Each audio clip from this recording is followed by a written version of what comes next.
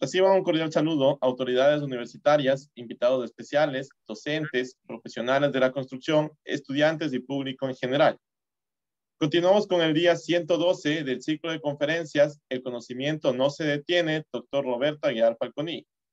Evento organizado por el Departamento de Investigación Científica de la Universidad de las Fuerzas Armadas de ESPE en colaboración con el grupo de investigación CienciLab.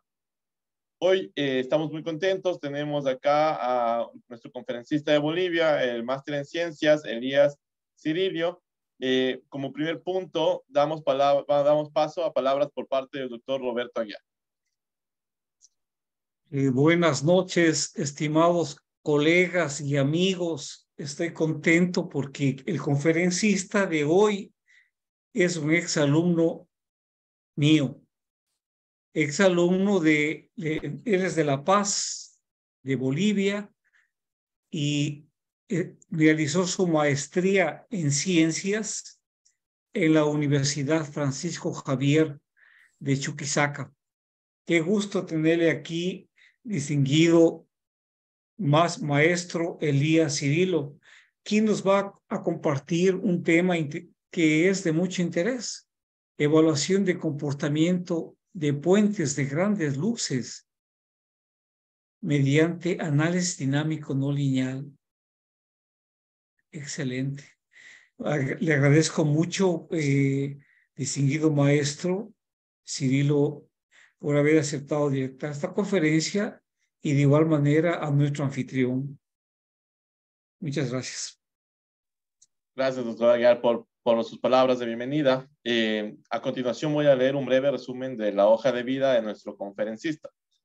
Es ingeniero civil por la Universidad del Valle, sede Sucre, Bolivia.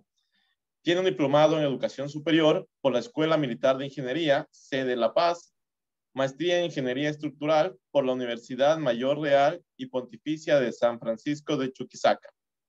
Actualmente desarrolla sus labores profesionales en el diseño y supervisión de puentes, además de la evaluación estructural de edificios. Estimado Elías, damos la palabra para su conferencia. Bien, tengan ustedes muy buenas noches. Estimado Brian, estimado doctor, para mí la verdad es un honor poder compartir esta investigación con ustedes. Y bueno, sin más que decir, voy a pasar a presentar la investigación. Esta investigación tiene como título Evaluación del comportamiento de puentes de grandes luces mediante el análisis dinámico no lineal.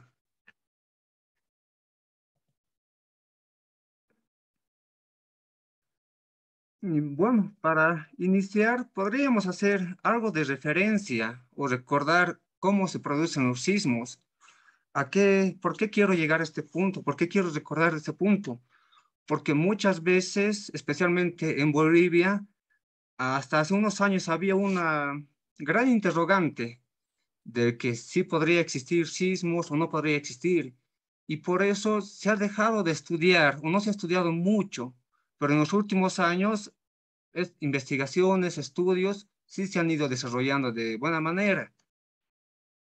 Pero todas las investigaciones que se han ido realizando en Bolivia específicamente se enfocan a lo que son edificios. Entonces, bueno, quiero compartir este video a modo de introducción en la cual se puede ver un evento, ¿no? Un evento sísmico y los daños que ha causado en unos puentes, o en un puente específicamente, en Taiwán. Entonces podemos ver, a simple vista podríamos decir que ha habido una falla frágil en las pilas centrales, o la mesa de apoyo de los tramos del puente ha sido insuficiente, pero eso es algo que vamos a seguir desarrollando o hablando durante esta conferencia, y tener una mejor idea de cuál podría ser la situación que tienen nuestros puentes, bueno, los puentes específicamente en Bolivia en este caso. Como les comentaba, no hace muchos años se ha empezado a estudiar el tema del comportamiento sísmico, y quien ha empezado, se podría decir quien ha empezado, ha sido quizá un pionero en este tipo de estudios, ha sido el ingeniero Rolando Grandi, quien ha presentado la primera norma de diseño sísmico del año 2006. Posteriormente ha presentado una actualización el 2015, el 2018 y ya un documento respaldado por el ministerio, en este caso por el gobierno, de 2020. Este año 2023 sí se va, hasta donde se tienen pensado sacar la norma de este año, actualizar este año, ¿no? Pero durante todas estas actualizaciones que han ido pasando, había, ¿no? Esa duda que decían, pero acá no va a haber sismos, no hay, nunca se ha sentido, hace años. Pero en una de esas actualizaciones, el ingeniero Rolando Grandi nos hizo conocer, creo, una gran mayoría sobre la denominada placa del altiplano, la cual se encuentra entre Perú y Bolivia. Entonces acá podemos ver esta placa del altiplano y son estudios no de solamente profesionales de Latinoamérica quienes hablan de esta placa, sino profesionales de Estados Unidos, también de Europa. Entonces, algo que se debe tomar en cuenta. Ya con ese tipo de estudios respaldados, podría decir, es que estas actualizaciones han tomado más fuerza. Pero como les comentaba hace un momento, estas normativas o guías que han ido actualizándose se limitan a lo que es el análisis o podríamos decir diseño de puentes, tal como lo hace la guía del 2020, la cual hace referencia, ¿no? Que no da pautas específicas para la evaluación o estudiar puentes. Bueno, aparte de puentes, también otras estructuras importantes, ¿no? Como túneles, represas, etcétera. Entonces, ¿por qué hago referencia a esto?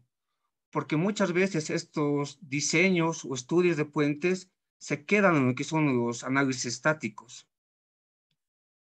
Pero por experiencia se sabe que en Bolivia ha tenido en años pasados, quizá no muy cercanos, pero sí ha tenido eventos sísmicos de gran importancia. Entonces, lo que se ha hecho en esa investigación es estudiar 3 de los puentes de mayor longitud de la ciudad de La Paz, o del departamento de La Paz en este caso. Estos puentes tienen una longitud mayor a los 320 metros, que en este tema, yéndonos a la parte económica o recursos económicos, son recursos que no podrían ser desperdiciados, ¿no? Sino que deberían garantizarse para que esas estructuras tengan un buen funcionamiento. Entonces, para realizar la evaluación de estos puentes o conocer una aproximación de su comportamiento, ¿qué es lo que se ha hecho? Se ha considerado qué es la interacción de estructura, la respuesta de sitio, la sismicidad en Bolivia, y se ha hecho un análisis no lineal de las secciones, además de considerar la no linealidad geométrica. Entonces, en base a estos parámetros, se ha ido definiendo cómo se ha encarado ese estudio de los puentes. Obviamente, esto se ha ido definiendo en base a los datos que se tenían a mano, se podría decir. Por ello, al empezar a ver de introducción sobre estructura, existen distintas metodologías, como la que en su momento nos comentó el doctor Dana, ¿no? Él nos decía que en la evaluación o en el estudio que él había hecho, le había considerado la metodología de Novak, si no me equivoco. Hay la metodología de elementos finitos y distintas. Pero nosotros en esta investigación, en base a los datos que teníamos o tenemos, hemos estudiado, hemos trabajado con las denominadas curvas PY o PY, como quieran llamarles. Entonces, para los puentes que estaban emplazados en lugares arenosos, se ha aplicado las ecuaciones de estos autores. Y para los puentes que estaban emplazados en lugares con suelo arcilloso, podríamos decir, o cohesivos, se ha utilizado el denominado coeficiente de balasto o rasante del terreno. Bueno, nuevamente repito, todos estos parámetros son valores que teníamos a mano para poder aplicar. No se ha utilizado un valor o un parámetro a ciegas. Entonces, una vez definido lo que es la interacción solo-estructura, se ha pasado a definir o a estudiar y analizar la respuesta de sitio. Entonces, de la respuesta de sitio, podríamos decir, o puedo recalcar lo que dice ese texto, que el movimiento de terreno de diseño determinado a partir de códigos y estándares suelen ser más conservador que el desarrollo a partir de un análisis de respuesta de sitio. Entonces, esto nos trata de decir que el trabajar con un código y considerar efectos de sitio pueden ser o podrían ser un poco más conservadores que realizar un estudio de respuesta de sitio del proyecto como tal que estamos estudiando o analizando. Y esto de las respuestas de sitio es muy importante. Esto es lo que ha pasado, ¿no? En el sismo, si no me equivoco, del 84 o 85 en México, que las zonas se han amplificado.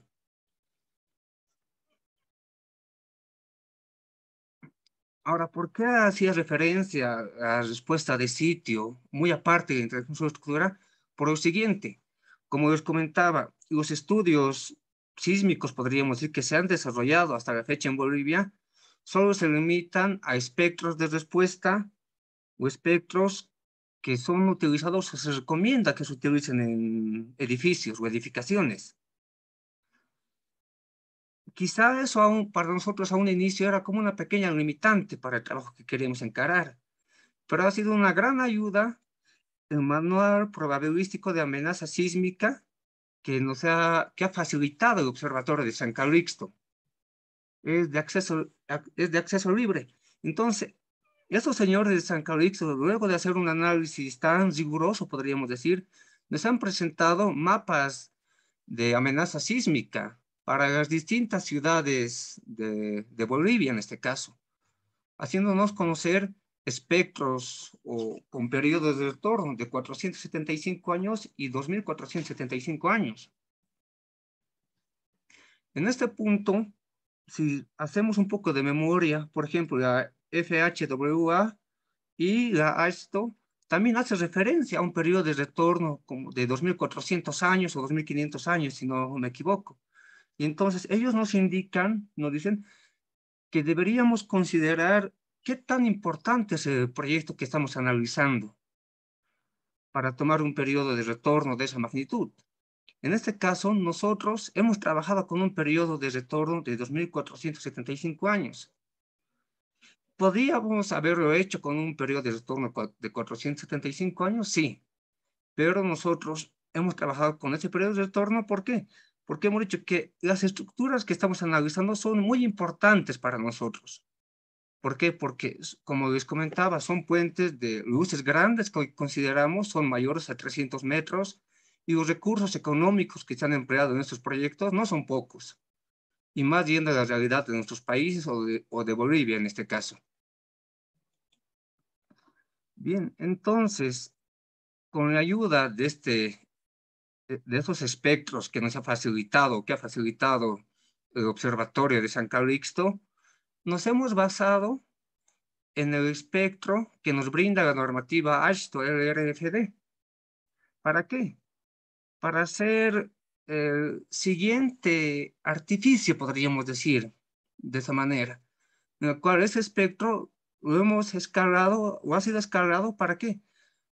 Para que con esas ecuaciones, en función de estas ecuaciones, nosotros generemos un espectro objetivo. Entonces, hemos generado un espectro objetivo en función al manual de amenaza sísmica que se ha preparado específicamente para Bolivia. Entonces, en base a este espectro objetivo, hemos podido determinar, o se han determinado las aceleraciones y los periodos, tal como periodos cortos y periodos largos, tal como nos especifica en este caso la AASHTO. Pero una vez definido el espectro objetivo, quizá llegamos a una pequeña interrogante, porque decíamos, y ahora tenemos el espectro objetivo, ¿qué vamos a hacer? ¿Con qué tipo de acelerogramas vamos a trabajar? ¿Acelerogramas sintéticos, artificiales o reales? Entonces, para ello, revisando bibliografía especializada, hemos encontrado algunos pros y contras, como lo que especifica a continuación. Acelerogramas sintéticos son simulados, pueden evaluarse a partir de modelos sismológicos teóricos de ruptura de falla sísmica mediante modelos dinámicos o cinemáticos. Usando este procedimiento, no es posible tener resultados consistentes para valores de frecuencia superiores a 5 Hz. Ahora, ¿qué pasa con los acelerogramas artificiales? Nos indican que se obtienen mediante simulaciones numéricas a partir de un espectro objetivo. Un método común, espectro de amplitud de Fourier. Este es un procedimiento iterativo, a través del cual el contenido de frecuencia del registro se modifica paso a paso. Si la forma de Fourier del espectro de amplitud cambia significativamente, un enfoque alternativo para coincidencia espectral ajustada al historial de tiempo en el dominio del tiempo, agregando la transformada Wavelet que se puede denominar.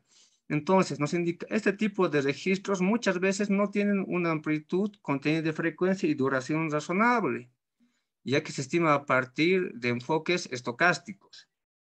Entonces, quien quiera leer más al respecto de esto, acá les dejo de referencia. Y analizando un poco estas dos pautas o estos acelerogramas, podríamos decir, o estos tipos de acelerogramas, entonces llegamos a una conclusión de trabajar con acelerogramas reales.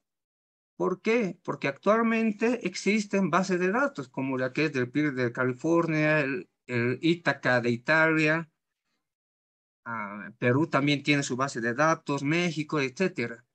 Entonces, actualmente tenemos la posibilidad de trabajar con acelerogramas reales, pero obviamente para trabajar con esos acelerogramas necesitamos ciertos valores, ciertos parámetros que también deberíamos tener a mano, sin asumir valores que no conozcamos o no sepamos, ¿no? O que no se nos alcance.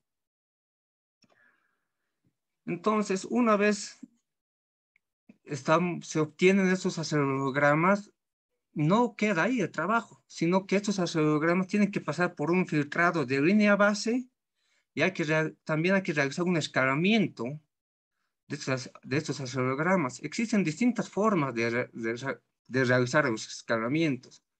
En este caso, nosotros hemos trabajado o hemos realizado un escalamiento lineal. Además de eso, no solamente con realizar un escalamiento lineal, porque al realizar este escalamiento y no controlar ciertos aspectos, nuestros acelerogramas pueden ser distorsionados de una manera muy grande que pueden perder lo poco que queremos representar a nuestra realidad, se puede perder. Por lo tanto, lo que también debe controlarse, o hemos controlado en este caso, es la energía acumulada, que también podríamos decir que es la intensidad de áreas. Entonces acá podemos ver un escalamiento lineal, como les comentaba, de los acelerogramas, y aquí algo que vamos a ver más adelante, la intensidad de áreas.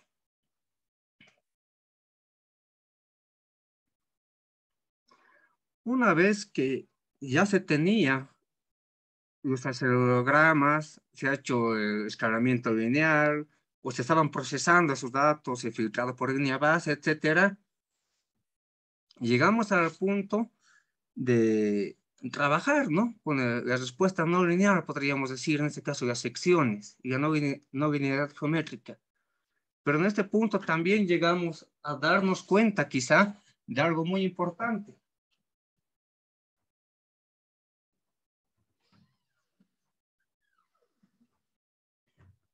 Llegamos a darnos cuenta de algo muy importante, que comúnmente nosotros estudiamos con lo que son las rótulas plásticas, pero si nos referimos a las recomendaciones de ICC, por ejemplo, que nos da el tipo de rótulas que existen, la aplicabilidad a la que hay, todo ello, y nos damos cuenta de cómo se formulan o se generan estos diagramas momento-curvatura. Entonces, analizando eso, llegamos a la conclusión, conociendo además los puentes que estamos estudiando, llegamos a la conclusión de que nuestras estructuras o esas pilas centrales de los puentes no estaban diseñadas para resistir cargas laterales, sino cargas estáticas. Por lo tanto, ninguna tenía un comportamiento dúctil. Bien, acá podemos ver el modelo constitutivo o el diagrama de Mander, también, que hemos utilizado para hormigón confinado. Y para el acero, hemos trabajado en este caso con el modelo de Menegotto-Pinto. Entonces, acá podemos ver lo que les decía, los tipos de rótulas que existen, podríamos decirlo de esa manera. Y en la imagen de acá abajo, podemos observar que este comportamiento puede ser un comportamiento dúctil, un comportamiento semidúctil o un comportamiento frágil que es gobernado, ¿por qué? Por la fuerza. Entonces, a nosotros analizar estos comportamientos y llegar a darnos cuenta que el comportamiento que tenían nuestras estructuras lamentablemente no se asemejaba ni a un dúctil ni a un semidúctil, sino que eran componentes controlados por fuerza. Por lo tanto, a lo que recurrimos es hacer un modelo no de plasticidad concentrada, sino un modelo de plasticidad distribuida. Y específicamente un modelo de fibra, o denominado modelo de fibras, como podemos ver acá en estas imágenes. ¿Esto por qué? Porque, como decíamos, ¿cómo generamos un diagrama de momento-curvatura? Puede ser mediante una curva Backbone, que es el resultado de análisis de mesa vibratoria o algún tipo de análisis que trate de representar un comportamiento esterético, o mediante un análisis de elementos finitos, que también llega a ser un modelo de fibras, un análisis de elementos finitos. Entonces decíamos, si estamos trabajando con una plasticidad distribuida, entonces podríamos decir, o se sabe, que un modelo de plasticidad distribuida de alguna manera es más realista que un modelo de plasticidad concentrada. Porque como comentábamos, ¿no? Para trabajar con un modelo de plasticidad concentrada, debo conocer el diagrama momento-curvatura. Y ese diagrama momento-curvatura existen dos formas para yo generarlo. Mediante un análisis de elementos finitos, que es un análisis de fibra, podríamos decir así, o mediante ensayos de laboratorio. Bueno, acá también está explicando un poco las ventajas y desventajas, digamos, de un modelo de plasticidad distribuida. Ahora, esto a mí me parece muy importante. Este es el estudio que hizo el profesor Bashar Al-Farab en 2017, donde él planteaba lo siguiente: un resultado experimental versus una plasticidad concentrada, que es esta plasticidad concentrada, versus modelos de plasticidad distribuida. Plasticidad distribuida conformados mediante la matriz de rigides y plasticidad distribuida conformada mediante la matriz de flexibilidad y el modelo que él estaba proponiendo en esa investigación. Pero con este experimento real, podríamos decir, con más específica, podemos ver que sí, un modelo de plasticidad concentrada da una idea, o no, ya nos da una guía para nosotros ver o saber que estemos yendo por un buen camino. Pero antes de entrar a hablar más específicamente de un modelo de fibra, resultados que nos va a brindar, todo ello, nosotros debemos recordar o conocer lo que es el comportamiento de un diagrama momento-curvatura y también diferenciar un diagrama momento-curvatura de un elemento sometido a flexión, podríamos decir una viga, y un diagrama momento-curvatura para un elemento viga, o perdón, columna. Entonces, acá podemos ver los distintos diagramas momento-curvatura para elementos columna, donde podemos observar con línea segmentada azul para una fuerza P igual a 0, una fuerza axial, podríamos decir igual a 0, tenemos una mayor curvatura, pero una capacidad a momento menor. En cambio, si la carga se va incrementando y fuésemos adicionando carga, la curvatura va disminuyendo, o sea, se hace menor, pero la capacidad a momento va aumentando. Entonces, al decir acá P igual a 0, estaríamos diciendo que es un elemento viga, solamente trabajando a fricción. Pero si ya vamos incrementando porcentajes de carga axial, ya flexo con presión, con momento, con carga axial, podemos observar que existe esa variación. Y también podemos observar que si llegamos a considerar lo que es un efecto P delta, en este caso, esta idealización me parece muy bien o muy buena, podríamos decir, para ejemplificar lo que son las pilas centrales de los puentes, ¿no? Porque comúnmente pueden ser una sola pila central, una sola columna, la carga axial que es transmitida por el tablero y una carga lateral que me genera un momento adicional al que no estamos contemplado por la carga lateral. Acá podemos ver eso, ¿no? La carga lateral me provoca un desplazamiento y ese desplazamiento por la carga axial me genera un momento de segundo orden. ¿Y eso qué llega a ocasionar? Llega a ocasionar que pueda disminuir también la capacidad resistente de mi elemento, como podemos ver en estas imágenes.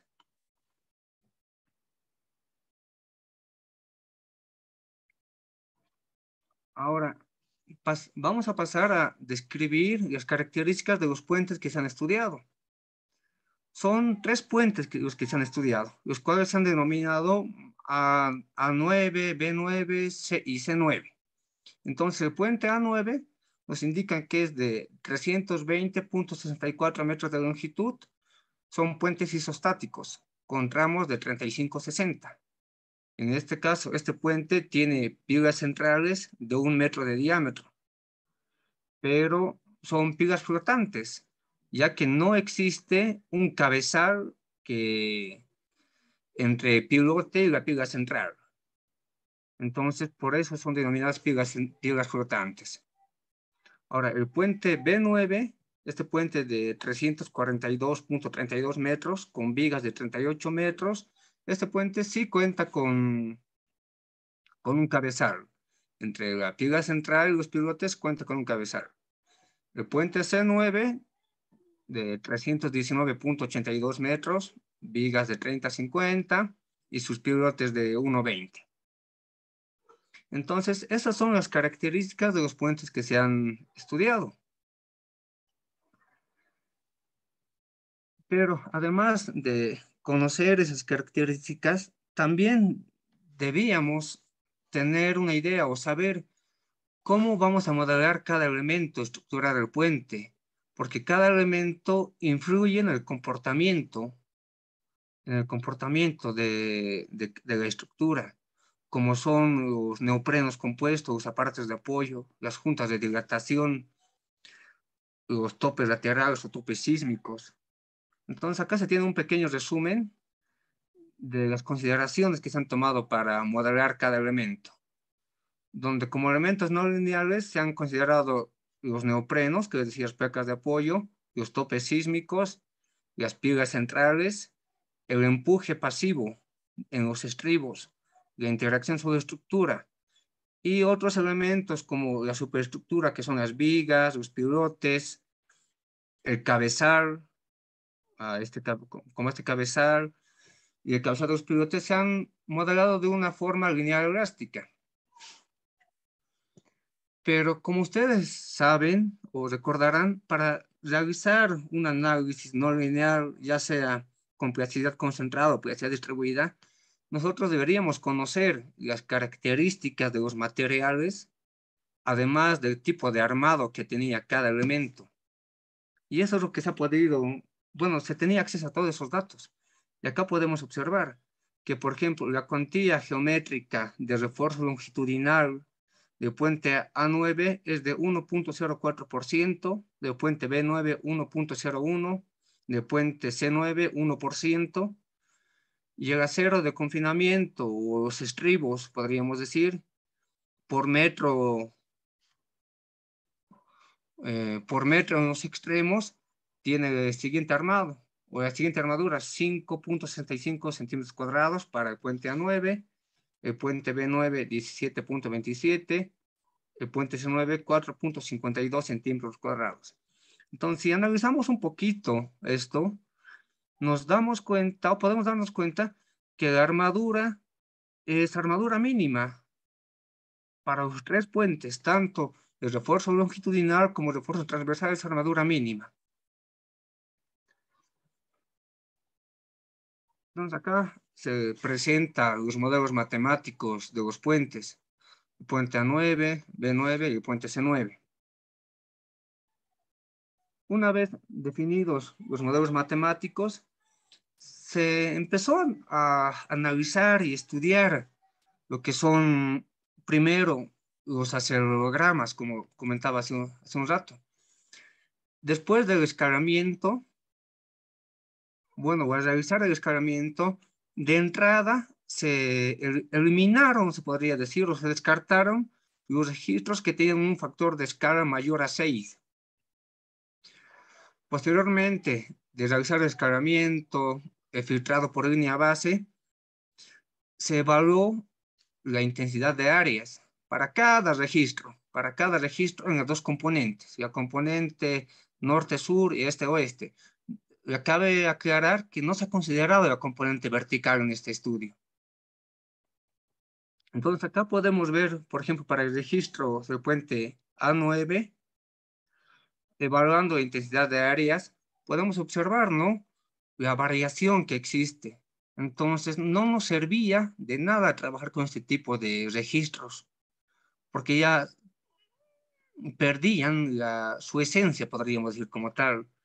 Pero sí hemos trabajado con registros que tenían ese tipo de comportamiento, como podemos ver acá.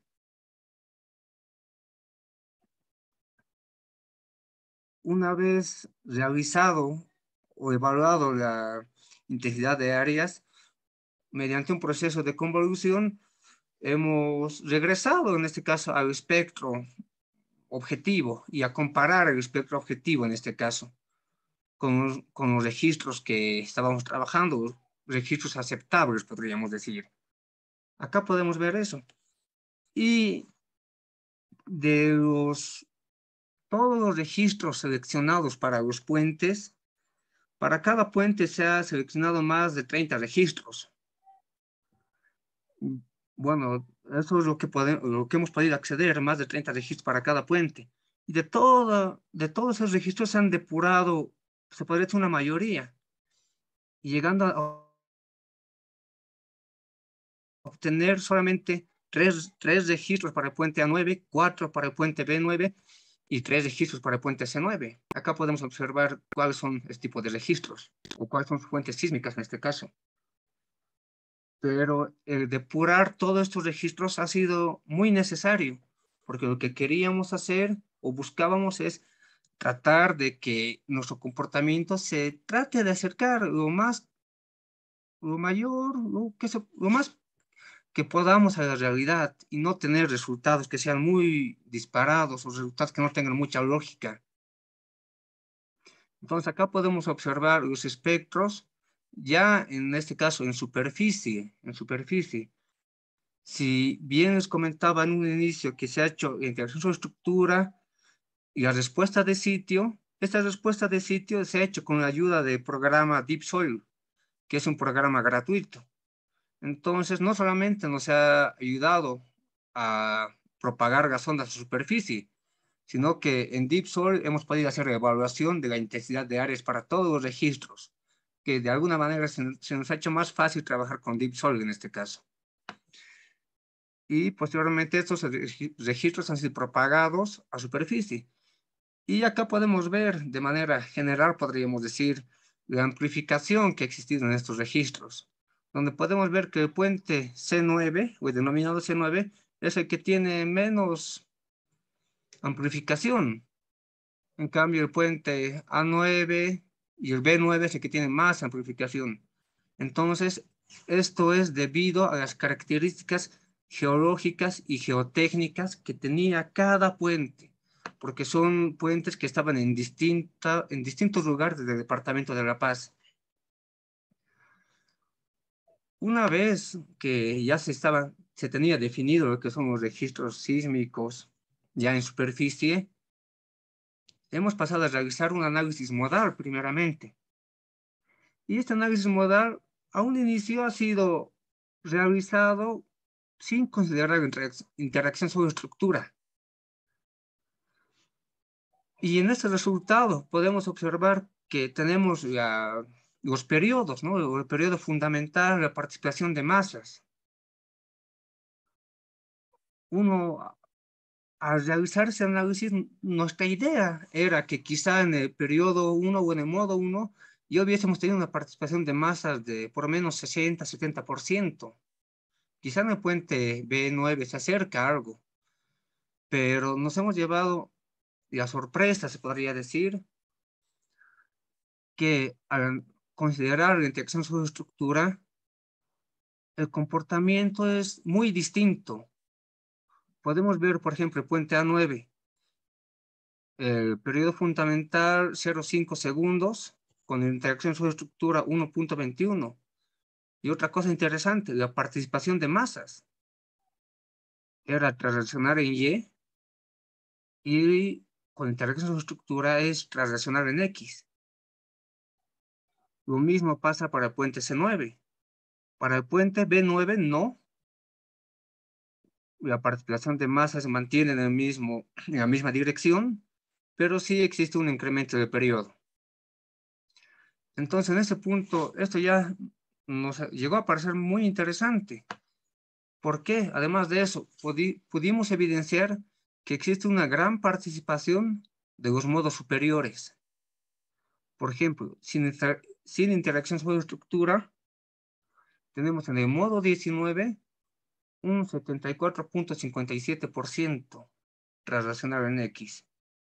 Para el puente B9, el modo 19, 98,4%. El puente C9, el modo 18, 53,97%. Pero el modo 28, 80,57%. Ya con interacción sobre estructura, como veíamos, o comparando en mismos modos, podemos ver que el comportamiento es muy distinto, demasiado distinto. Y como se tenía los estudios geológicos, geotécnicos de la zona, entonces lo que hicimos es evaluamos el periodo fundamental del suelo de cada puente para compararlo con el periodo fundamental de las estructuras, donde el caso más cercano, podríamos decir, donde ambos periodos son iguales, es en el puente A9, pero sin considerar la interacción sobre la estructura. Acá tengo 0,51 segundos y 0,53. Pero eso es sin considerar la interacción sobre estructura. Ya al considerar el periodo de la estructura prácticamente es más que el doble, ¿no? Más que el doble.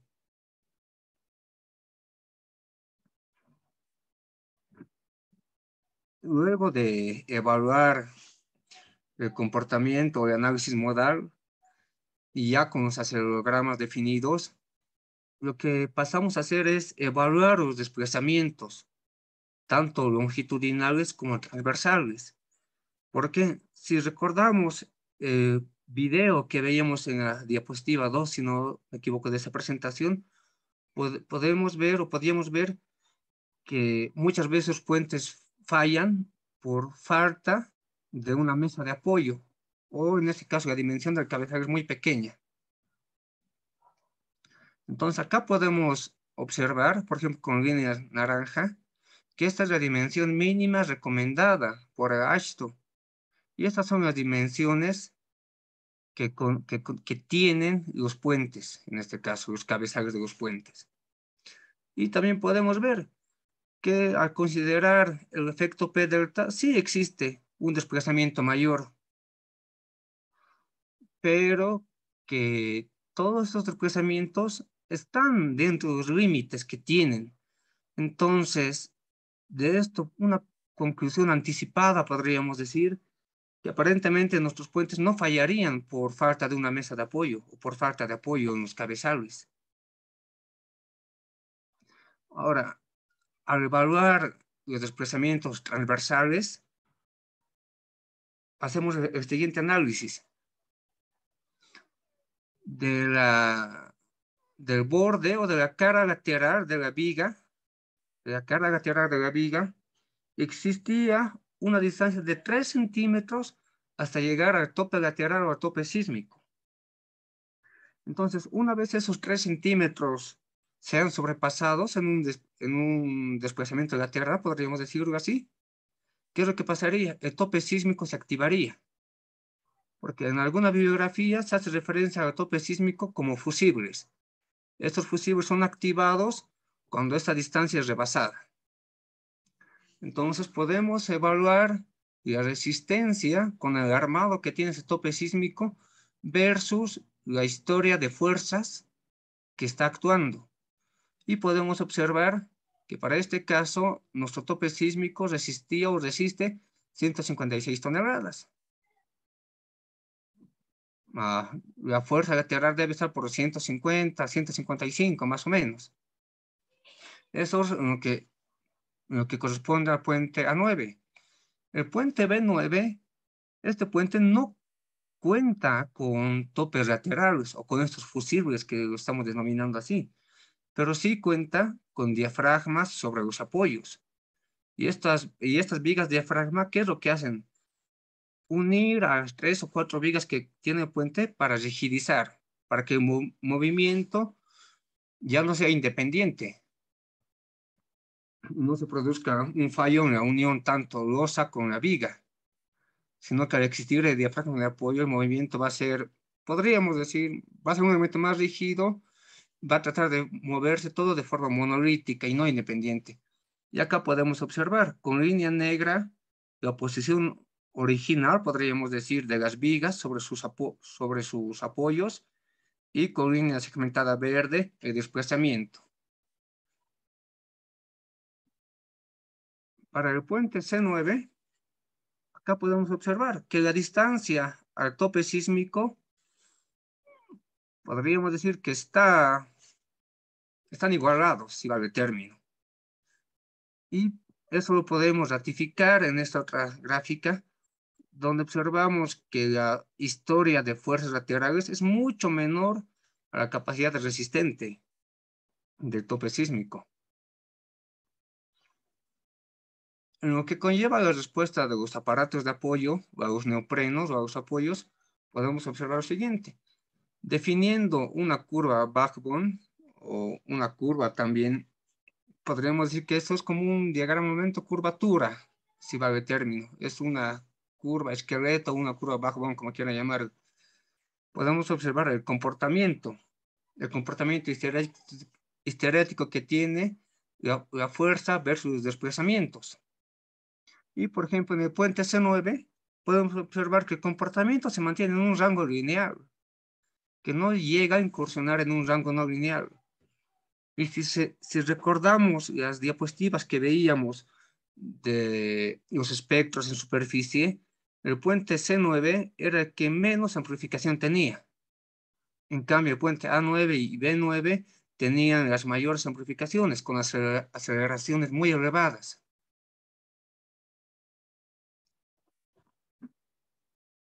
Ya después de estudiar los topes laterales, los desplazamientos longitudinales y los aparatos de apoyo, podemos pasar a evaluar las respuestas no lineales de las vigas centrales, en este caso las secciones.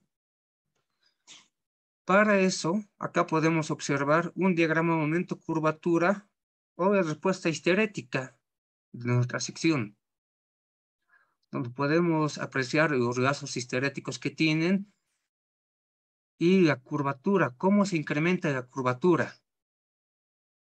Si eso lo plasmamos en un diagrama momento-curvatura, que de alguna manera puede ser más fácil de interpretar, tenemos el siguiente gráfico, donde acá tenemos los mismos puntos.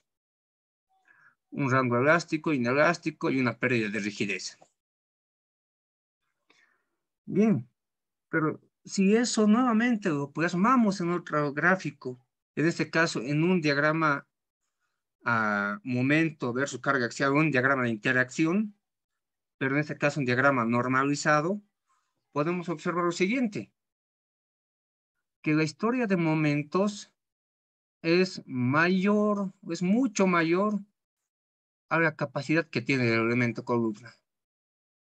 Entonces, si recordamos, en un diagrama de interacción, en el eje de las X están los momentos y en el eje de las Y está la carga axial, ¿verdad? Entonces, podemos observar eso,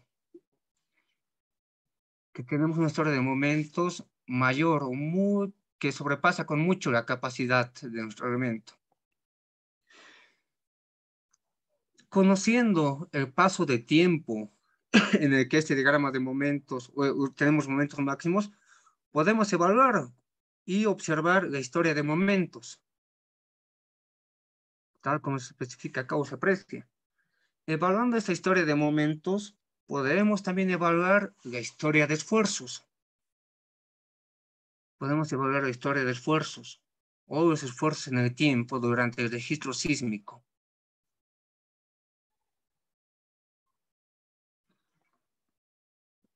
Entonces, al evaluar la historia de esfuerzos, podemos observar lo siguiente. Por ejemplo, para esta imagen nos indica esfuerzos del hormigón y del acero en un paso de tiempo de 24.28 segundos. Viga central puente A9. Ahora, pasados 2 segundos, a los 26.28 segundos, podemos observar que ya existe un desprendimiento quizás del 95% de la sección no confinada de nuestro elemento piga central. A los 24.28 inicia no el agrietamiento, sino ya el desprendimiento del hormigón. Ya a los 26.28, casi desde mi punto de vista, como un 95% ya se ha desprendido. Y acá también podríamos analizar los esfuerzos en las barras de acero y quizá llegar a tener una idea de si nuestras barras ya se han pandeado.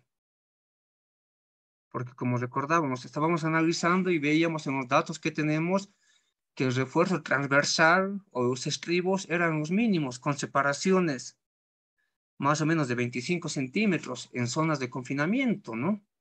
Y diámetros de 3/8 de pulgada o 10 milímetros. Entonces acá podemos ver esta historia de esfuerzos y nos indica este texto. En una diferencia de 2 segundos, el desprendimiento de hormigón se incrementa, llegando a afectar un 90% o 95% podría ser del perímetro de la sección, y las bases del acero longitudinales se encuentran ya dentro de un rango no lineal. Acá tenemos un pequeño video.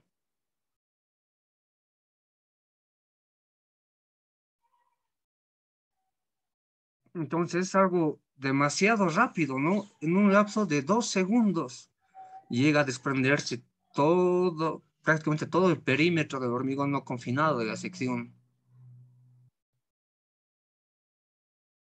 Para el puente B9 se ha realizado el mismo análisis, También podemos ver que en un inicio se mantenía un rango lineal y hay un incremento de las curvaturas, podríamos decir que de golpe un incremento de las curvaturas.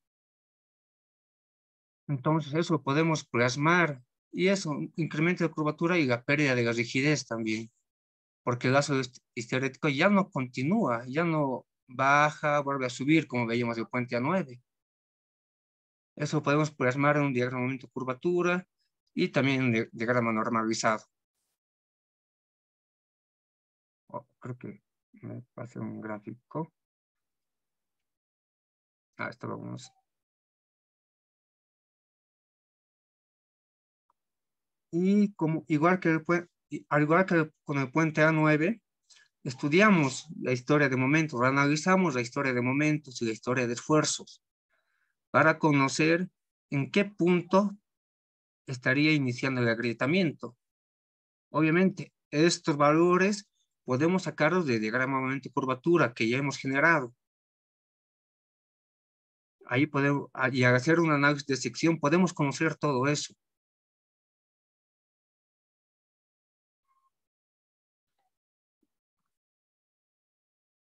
De igual manera, se pasa a analizar la historia de esfuerzos y se evidencia en qué punto se encuentran los máximos esfuerzos.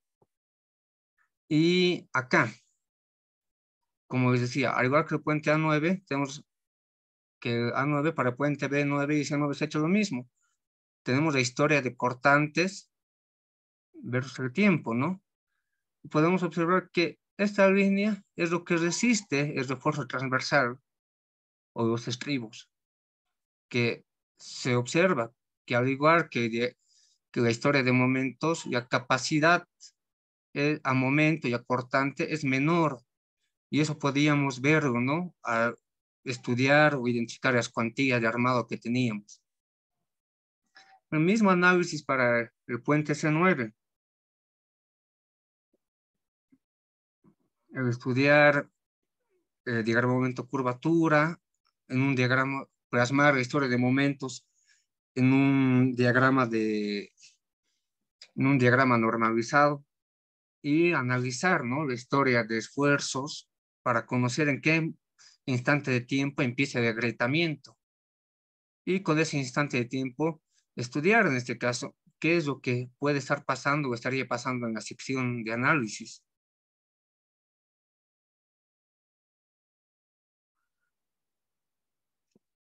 Bueno, y como conclusiones y recomendaciones de esta investigación o de este trabajo, podemos mencionar lo siguiente, que se generaron los acelerogramas para los puentes en estudio, basándose en el espectro objetivo que se definió con las ecuaciones de Aisto-LRFD y el mapa probabilístico de amenaza sísmica para Bolivia.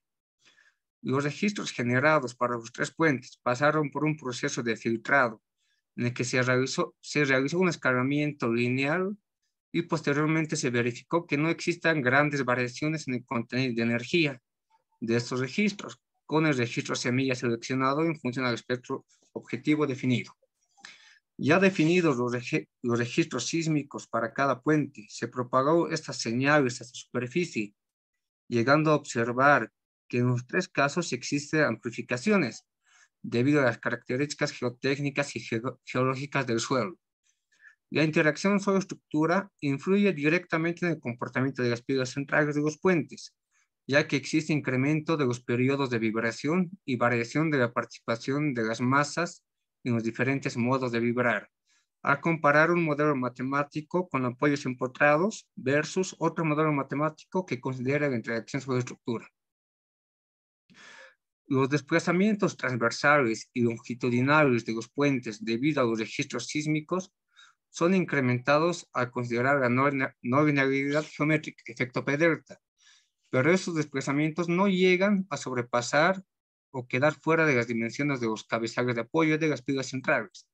También puede mencionarse que los topes sísmicos, los diafragmas de apoyo y las dimensiones de los cabezales ayudaron a evitar que la superestructura pudiese colapsar. El comportamiento no lineal de las pilas intermedias de los puentes en estudio muestra que los tres puentes tienen una capacidad a momento y a cortante menor que la historia de momentos y cortantes que actúan en las pilas centrales, ya que en los tres casos la cuantía de refuerzo longitudinal de las pilas centrales equivale al 1%, y en dos de los puentes no existe zona de confinamiento, teniendo espacios mayores a 20 centímetros entre los refuerzos transversales. Y en el puente que existe la zona de confinamiento, el refuerzo transversal es el mínimo recomendado. Con las comparaciones y análisis realizados, se valida la hipótesis planteada y se hace conocer que los puentes en estudio no podrían estar habilitados al tráfico vehicular y peatonal después de la ocurrencia de algún evento sísmico como los utilizados en la investigación. Algo muy importante, ¿no? Para acceder a la base de datos del PIR con el fin de obtener registros sísmicos, se debe contar con datos que como mínimo puedan ser la geología, geotecnia, velocidad de onda de corte, el tipo de falla, la distancia de la falla y la magnitud del evento sísmico, además de un espectro objetivo definido por un espectro de sitio o un espectro de peligro uniforme. El escalado de los acelerogramas debe ser realizado con el cuidado de no modificar de gran manera el contenido de frecuencias y el contenido de energía de los registros sísmicos, llegando a obtener como resultado un número mínimo de 3 acerogramas para ser utilizados. Para realizar la respuesta de sitio y considerar la interacción solo-estructura, se debe recurrir a métodos que se puedan ajustar los datos que se tengan al alcance y no utilizar métodos refinados que requieran datos o parámetros con los cuales no se cuenten. La existencia de topes sísmicos y diafragmas sobre apoyos brindan una gran ayuda para los desplazamientos transversales, por lo cual estos elementos estructurales deberían contemplarse en todos los puentes de vigas postensadas y vigas de hormigón armado. Si bien un análisis historia de respuesta no lineal conlleva bastante tiempo y consume mucha memoria computacional, los resultados que este brinda ayudan a conocer de mejor manera la respuesta probable de las estructuras. Por ello, este tipo de análisis debería utilizarse para estructuras que se consideren importantes en el país. Para tratar de generalizar el análisis historia de respuesta no lineal, se debe realizar más investigaciones, como por ejemplo en puentes esviejados y puentes con menos números de tramos, para tener una muestra mayor para los análisis. Al tener una mayor muestra de estructuras en futuras investigaciones, se puede realizar análisis dinámicos incrementales con el fin de generar curvas ida y curvas de fragilidad, no solo para puentes, sino también para edificios. Bueno, esa es la presentación que tenía preparada. Muchas gracias por su atención. Muchas gracias por la excelente presentación. A continuación tendremos las preguntas por parte de los asistentes.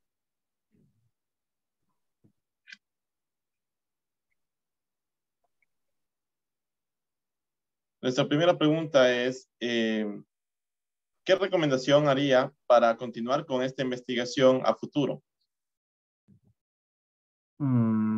Wow. A ver, bueno, la investigación, como les comentaba yo, la he plasmado en puentes porque es algo que no se estudia mucho en Bolivia específicamente. Pero sí me ha sido de gran ayuda el manual de diseño sísmico, manual de análisis no lineal para puentes chilenos, que si no me equivoco también lo han presentado en las conferencias de diseño Lab. Entonces ha sido de muy buena ayuda. Y recomendaciones como tales para estudiar, no sé, como tal, trabajar con modelos de fibra, como lo he hecho, estudiar bastante, porque incluso trabajar con computadoras o con modelos matemáticos en la computadora no es nada confiable. Recuerdo alguna vez he dejado la computadora como 24 horas analizando. Nunca convergía el resultado porque estaba introduciendo datos erróneos. Entonces hay que tener mucho cuidado, no es sacar nomás cualquier resultado. Y como también comentaba, el conocer, saber cómo se formula un diagrama momento-curvatura, saber dónde se aplica, con qué tipo de carga, si es de fricción y corte, fuerza axial y no sé, cortante, todo eso. Perfecto, perfecto. Muchas gracias por la respuesta. No tenemos más preguntas por parte de los asistentes. En este punto vamos a dar paso a palabras por parte del doctor Roberto Aguiar. Muy bien. He estado con mucha atención escuchándole su conferencia, muy interesante, muy bonita. Tal vez yo habría querido que nos presente más fotografías de los puentes, de los 3 puentes, para eso ayuda mucho a entender los problemas, viendo la foto, cómo están y tanta cosa. Estoy seguro que la investigación que usted ha hecho va a aportar, ya está aportando a la seguridad de los puentes de Bolivia. Es importante que lo publiquen y así se va a difundir más de conocimiento. También veo aquí a 2 amigos, al profesor Álvaro Kisber, que me debe una conferencia. Yo le pedí que me dicte, él es muy bueno, él es de Oruro, y le pedí que nos dicte una conferencia y él me dijo va a pensarlo y no sé qué, no sé cómo, no me lo ha dado. Entonces aprovecho para pedirle formalmente que tenemos conferencia hasta el mes de marzo, tenemos ya, pero quisiera también que siga él puede aportar también con sus conocimientos que tiene en este tema de ingeniería sísmica de Bolivia, el profesor Álvaro Kisber. Igual veo a otro amigo de Venezuela, a Gino Panilio. De igual manera, también le hago la extensión a él públicamente para que en un futuro cercano también nos dé una conferencia. Y recordarle que al ligero Gino Panilio que el próximo lunes va a dar la conferencia el doctor Bielma. Entonces, para que no se la pierdan. Eh, ya me estoy alargando mucho y que quiero agradecer nuevamente. Muy linda la conferencia, muy interesante, muy importante y con un gran nivel ingenieril de parte de nuestro conferencista. Felicitaciones, ingeniero Cirilo. Me Gracias, uno a doctor. las, Muy amable. me uno a las palabras del doctor Roberto Aguiar. En realidad, felicitaciones, muy buen trabajo. Este tema es un tema que se requiere no solo en Bolivia, también en Ecuador. Nuestra norma ecuatoriana de la construcción también se limita a edificaciones, tipo edificios, y no tiene la aplicación o el alcance para otras estructuras, como por ejemplo el caso de los puentes, que ahora hemos aprendido mucho más de la mano de máster en ciencias Cirilio Elías. Entonces, muchas gracias por compartirnos su conocimiento, su tiempo. Ha sido una plática muy enriquecedora para todos los que hemos estado acá. De mi parte, quiero disculparme también, no tengo a la mano el certificado de agradecimiento. Yo le haré llegar ese certificado a su correo personal. Estoy en otro dispositivo que no es mi computador, por eso no lo puedo proyectar. Tal vez algún comentario de su parte, Elías. Sí, lo único, bueno, para que el doctor no se quede con la interrogante, quizá.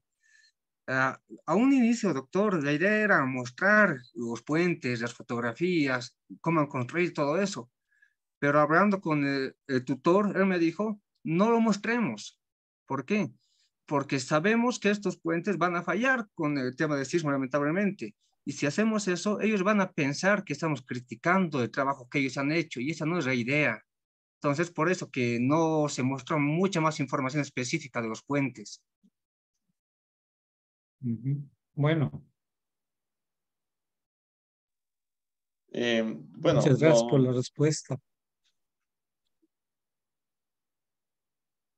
Bueno, también quiero agradecer a todos los participantes, a los asistentes de este ciclo de conferencias y reiteramos nuestra invitación todos los lunes a las 19 horas.